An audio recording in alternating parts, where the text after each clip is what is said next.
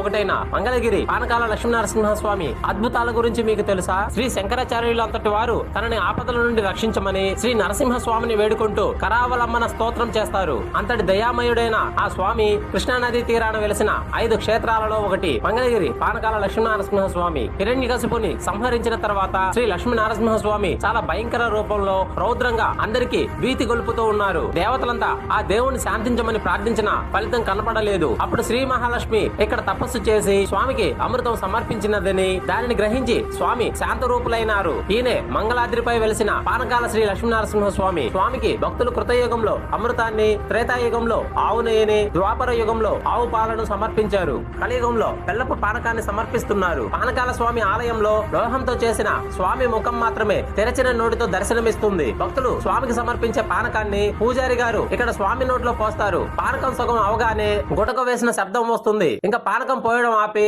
మిగతాది భక్తులకు ప్రసాదంగా ఇస్తారు. ఈ పానకాన్ని కొండపైన పూజారులే తయారు చేస్తారు. ఇంత పానకం వినియోగిస్తున్నా ఇక్కడ ఒక చీమ కూడా కనిపించకపోవడం విశేషం. స్వామి పానకం తాగడం ఎంత మటుకు నిజమో పరీక్షించడానికి అక్కడి జమీందారు వెంకటాద్రి నాయుడు కొండపై స్వామి వారి తెరిచి ఉన్న నోట్లోకి తన కుడి చేయని పోనిచ్చారట. చెయ్యి కొంత దూరం వెళ్ళగానే నలుగుతున్నట్లు విపరీతమైన బాధ కలిగిందట. తేళ్లు పాములు కరిచినంత బాధ కలిగిందట. వెంకటాద్రి నాయుడు గారు చెయ్యి బయటికి తీయగా రక్త మాంసములు లేక ఎముక మాత్రమే ఉండడం చూసి విస్మయం చెందారట. అప్పుడు స్వామి మీద నమ్మకం కలిగి స్వామికి తన శరీరం ఆహారమైందని, తన జన్మ సార్థకమైందని ఆయన ఆలయ గోపురం నిర్మింపజేసి